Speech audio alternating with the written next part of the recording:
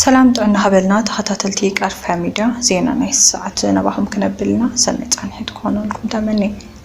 إن بوليس تغراي تحكس زينا تسمعوا هزب كتما زلم بسا كتمو أخلنسا من زنافة ختما مقاني قلتو أبا كتما مقالا بسانك حزرح نرادي أما قعزي وسخ جنزب بي قبرالو تواهيلو أبا إيرترا وزحات سوات كم أسر تفتح مالو أبا منقوح واحد شعبيان استقابل مسارح تمدوزي تمدو بقي انتو خلان مهان تحبيرو ني حدا زيكا سمين كوريا جاف تصغر مس زتنكف بزي قدما خونت نابت خوينات كصمباريلو كيم جونغ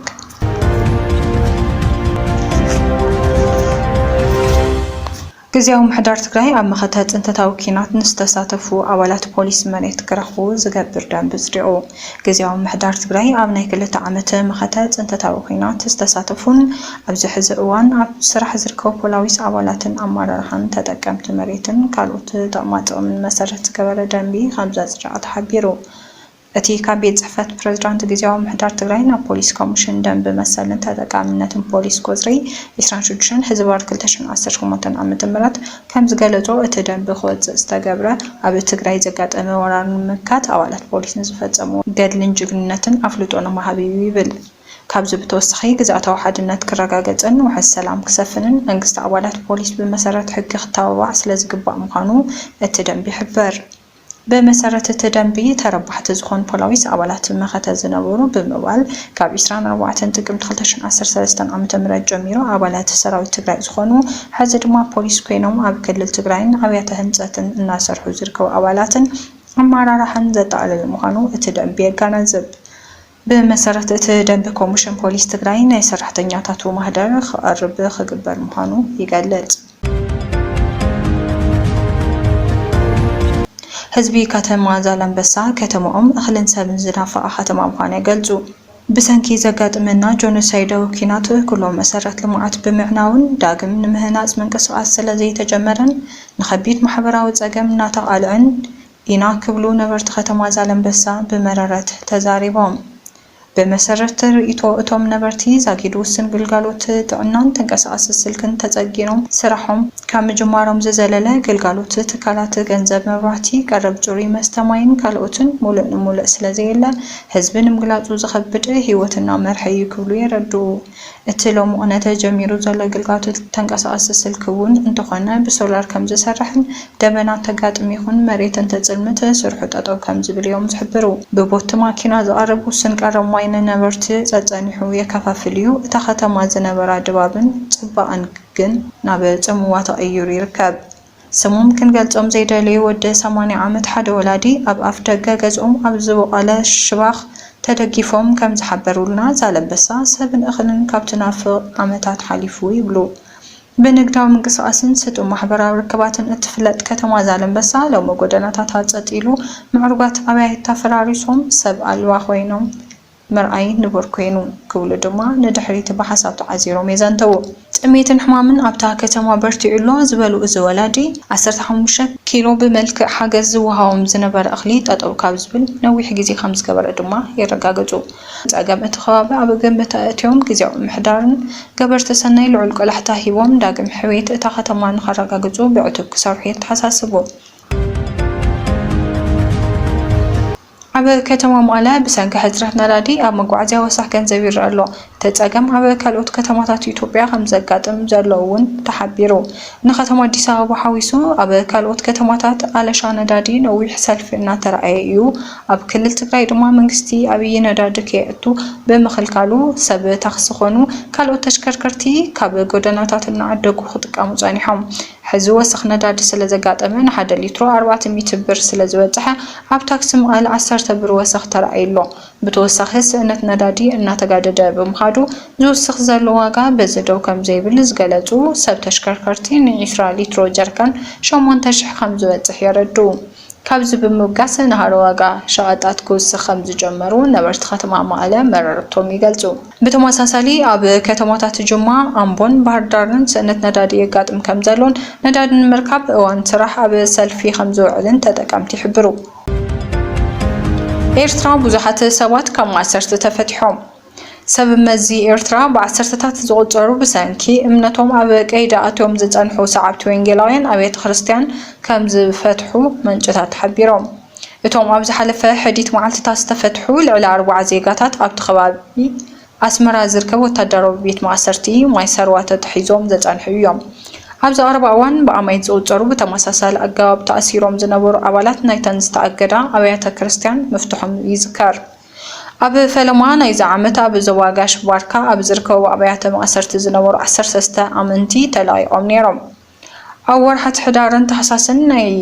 2025 ብዘይ ክስን ሕጋዊ መስርሕ ፍርድን ዓመታት ተኣሲሮም ዝነበሩ ኣስታትሚ ተሰዓብቲ ዝተፈላለየ ሃይማኖት ብተመሳሳሊ ኣገባብ ወፂኦም እዮም ብዘይካዚ ንኣስታት 18 ዓመታት ኣብ ማይ ሰርዋ ተኣሲሮም ዝነበሩ ነጋዶ ኣባላት ሓይልታት ፀጥታ ከምኡውን ካልኦት ሙያውያን ዝርከብዎም ሓያሎ ሰባት ተፈቲሖም ምንባሮም ኣይርስዓን ካብቶም ኣብ ዝሓለፈ ቀዳም ሰናብቲ ተፈቲሖም ናብ ስድራ ቤቶም ዝተፈነው ግዳያት ማእሰርቲ ደቂ ኣንስትዮን መጻምድቲ ዝርከብዎም እዮም ኣብታ ሃገር ፖለቲከኛታት ጋዜጠኛታት መምሃራን መራሕቲ ሃይማኖትን ዝርከብዎም ኣስታት 10,000 እሱራት ከም ዘለውን ኩሎም ብህፁፅ ክፍትሑን ሕቡራት ሃገራት ኣብ ዝሓለፈ ዓመት ፀዊዑ ነይሩ ኣብ 2002 መንግስቲ ኤርትራ ንሓየሎ ካብተን እምነታት ብወግዒ ድሕሪ ምእጋዱ ንመራሕትን ሰዓብትን ከኣስር ምጽንሑ ይፍለጥ ካብቶም ቀንድን ልዕሊ 21 ዓመታት ኣብ ማእሰርቲ ዝርከቡ መራሕቲ ሃይማኖት ዶክተር ክፍሉ ገብረ መስቀል ቀሺ ዶክተር ፍጹም ገብረ ንጉስ ቀሺ ዶክተር ተኽለዓቢ መንግስታብ ቀሺ ገብረ መድህን ገብረ ጌርጉስ ፓስተር ኪዳነ ወልዱን ፓስተር ሃይለ ናይዝግን ይርከብዎም እቶም እስራት ኣብ ልዕሊኦም ዝቐረበ ወግዓዊ ክስ ከም ዘየለን ዛጊት ኣብ ዝኾነ ቤት ፍርዲ ከም ዘይቀርቡን ሕቡራት ሃገራት ዝርከብዎም ተሓላቕቲ ሰብኣዊ መሰላት ይገልጹ ሰመዚ ኤርትራ ነቶም ብዘይ ፍርዲ ዝኣሰርዎም ዜጋታት ምስ ሃገራዊ ድሕነት ምትእስሳር ከም ዘለዎ እዮም ክምግቱ ዝስምዑ ኣመንጎ ህወሓትን ሻዕቢያን ዝተገብረ መስርሕ ጽምዶዚ ጽምዶ በጊዕ እንተኹላን ምዃኑ ተሓቢሩ ተሓጋዝ ፕሮፌሰር ገላዲዮስ ኣርኣያ ኣብ ሕቡራት ኣሜሪካ በኒውዮርክ ቢሮንክስ ኣብ ዝተኻየደ ዩኒቨርሲቲ ሲቲ ፕሬዚደንት ኢንስቲትዩት ልምዓትን ምጽናዕታዊ ትምህርቲ ኣፍሪካ ኮይኖም ዝለጥፉ ዘለዉ ምሁር ትግራዋይ እዮም ንነዊሕ እዋን ኣብ ታሪክ ባህርያት ስርዓትን ቅርኒ ኣፍሪካ ምጽናዕታዊ ጽሑፎም ዘቕረቡ ምሁርን ቅዱስን ትግራዋይን እዮም ተሓጋጋዝ ፕሮፌሰር ገላዲዮስ ኣርኣያ ንመስርሕ ጽምዶ ሰዓብየኑን ኣልዒሎም እዚ መስርሕ ጽምዶ እዚ ጽምዶ በጊዕ እንተኹላን እዩ ክብሉ ይገልጽዎ ንሰፊሕ ትሕዝቶ መሬት ትግራይ ብሓይሊ ተቆጻጺሩ ዘሎ ስርዓት ህግደፍ ካብ ግዛት ትግራይ ክወፅእ ከይገበርካ ዝካየድ ዘሎ ጽምዶ ምዙዝን ሰዓብየኑን ከቢድ ከም ዝኾነ ድሕሪ ምግላጽ ፈቲኻ ዝኣትኸዮ ፀገም ድሓር በኺኻ ኣእዩኻን ሰማዕ ዘይትረኽበሉ ህሙት ስለ ዝፈጥር ምጥንቃቕ ኣገዳሲ እዩ ብኸልዮም ሰላም ኣነ ንባዕለይ ተመጎት ኩሉ እዩ ግን በይናይ መልክዕ ክመጽእ ሰላም ህዝቢ ትግራይ ፍትሒ ከይረኸበ እቲ ኣብ ዶብ ሒዞሞ ዘለዉ መሬት ትግራይ ከይለቐቑ ሻዕብያ ስልከ ህርድግ ኢልካ ኣብ ዕርቂ ተኣቱን ኢኻ ሰሜናውያን ምባልን በዚ መስርሕ እዚ ዘይቅኑዕ ጽምዶ ምፍጻምን ተደናጊሮም ዘዳናግሩ ተቃወምቲ ውድባት ትግራይ ምህላዎም ክሓስብሉ ዝግብኦ ነጥብ እዩ ድሕሪ ምባል ኣብ መንጎ ኤርትራን ትግራይን ቅኑዕን ዘላቕን ሰላም ክፍጠር እንተኮይኑ ሕዚ ምስ ዘሎ ጀኖሳይድ ምስ ዝፍጠር ሓይሊ ዘይኮነስ ምስ ሓደሽቲ ገስገስቲ ሓይልታት ኤርትራ ጽምዶ ብምፍጣር ጥራሕ እዩ ዘላቕን ውሕስን ሰላም ትግራይን ኤርትራን ዘረጋገጽ ክብሉ እውን ማዕዶም ለጊሶም ኩናት ኣማራፂ ፖለቲካ ኸውን የብሉን ሰላም ንህዝቢ ትግራይ እንኮ ምርጫ ህልውና እዩ ተባሂሉ እዚ ዝበለ ውድ ወለዶ ትግራይ ወለዶ ሎሚ ዕለት ብቋንቋ ኣምሓርኛ ኣብ ዘውፅኦ እዋናዊ መግለፂ እዩ ኩናት ኣማራፂ ፖለቲካ ኸውን የብሉን ሰላም ንህዝቢ ትግራይ እንኮ ምርጫ ህልውና እዩ ብምባል ንዘንፀላለወ ስግኣት ኩናት ድማ ኾኒኑ እቲ ውድብ ኣብ መግለፂኡ ኩናት ኣማራፂ ፖለቲካ ኸውን የብሉን ህዝቢ ትግራይ ብሰንኪ ዘሕለፎ ኩናት ዝበፅሖ መከራ ገና ከይሕወየ ዳግማይ ናብ ኩናት ንምእታው ዝግበሩ ምንቅስቃሳት ብጽኑዕ ይኹንኑ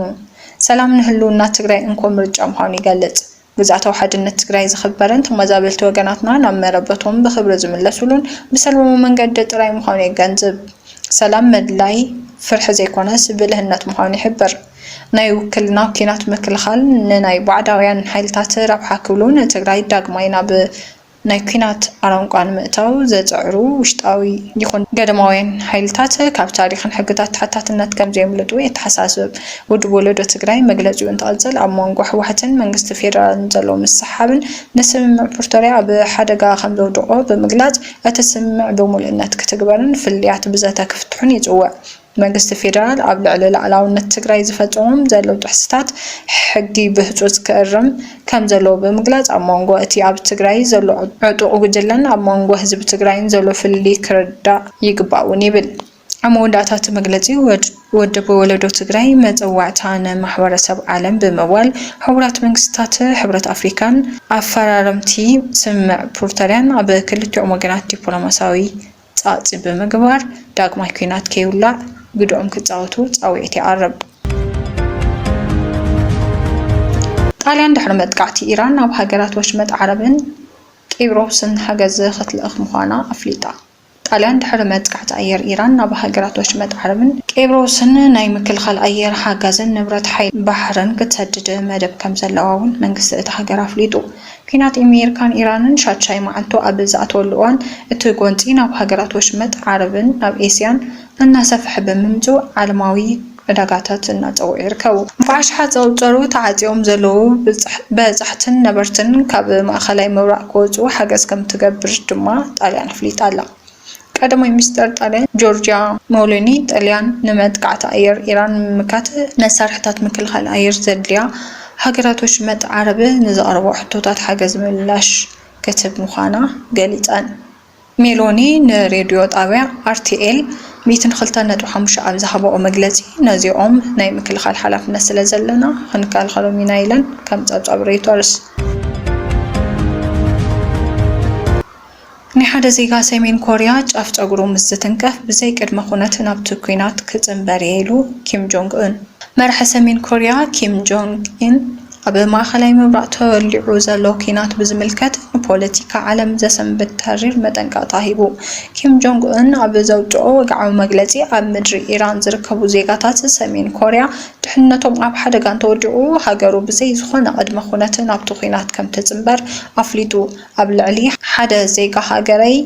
ጉድኣት እንተበፂሑ ሰሜን ኮርያ ብዘይ ዝኾነ ምውልዋል ናብቲ ኩናት ክትኣቱ እያ ዝበለ ኪም ጆንግ ኡን ብዛዕባ ውሕስነት ዜጋታቱ ዝግበር ዝኾነ ይኹን ዝርርብ ከም ዘየላ ኣስሚሩሎ።